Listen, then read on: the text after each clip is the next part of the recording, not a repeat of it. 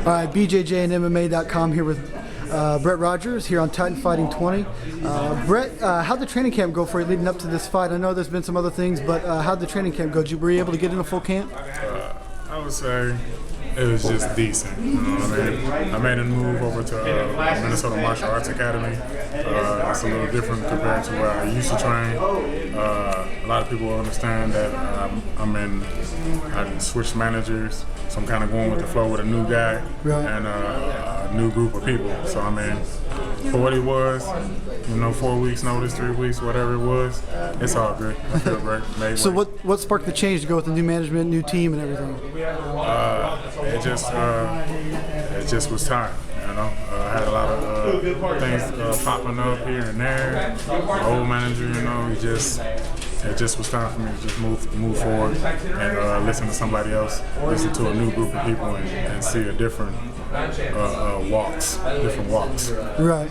So, Brett, you fought a lot of great opponents, and just recently kind of lost out of Strikeforce. What made you decide to come fight for Titan? Well, I love fighting, and being switching over to a new manager. He knows different people, and it just so happens he knew Joe Kelly, and we just kind of took it from there. I see this as not me crawling, but me walking to running again, because I felt like I was running in Strikeforce. You see what I'm saying? Right. I wasn't afraid to stand in front of anybody, and I still feel the same way. I feel this is another way of showing off maybe some new techniques that I couldn't show before. So I'm just hoping to get out there and just have fun and just get that win. Yeah, like you said, you were running in Strikeforce and then kind of got cut.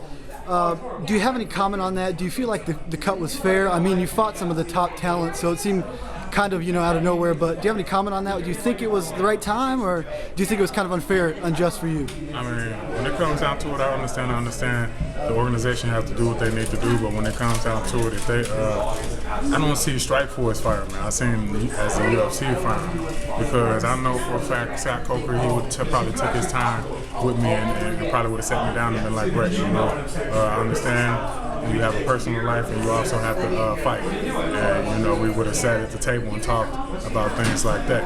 But, I was down a couple, and then that last fight in the tournament kind of put me down 3.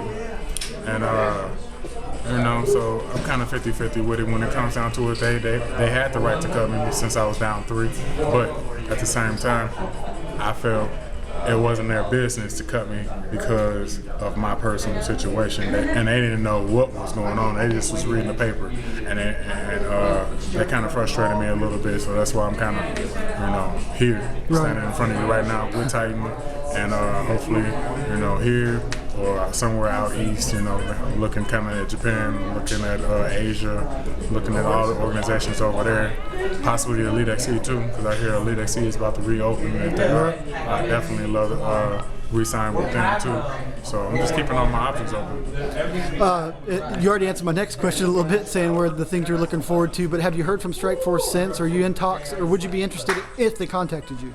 If they contacted me and it was man-to-man talk, then it is what it is. We can talk. But if they're gonna contact me on some BS and tell me things, and they have no idea, I'm the one that was in the situation where they fired me. Now, if they're gonna call me and be like, okay, Brett, I fired you over the losses, then that's one thing. But if they're gonna call me talking about my situation, that's another thing. I'm not gonna stand for that. So, sure. I'm definitely looking to still fighting in America. Strikeforce, UFC is still the top of the chain when it comes to fight organizations. Right. Not knocking anybody else, but everybody understands the orders. Right. And so, like I said in the beginning, man, I'm a fighter. I love fighting. This is what I was born to do. And come tomorrow, I'm just going to go out there and show people why I love doing this. Right. And so last thing, some fighters for predictions, some not. Do you have a prediction for us tomorrow night? What are you expecting? I'm expecting a fun fight. I'm expecting to get out there and knock him out in the first round. And that's that. Thanks again, BJJ and MMA.com here with Brett Rogers. Thanks again, Brett.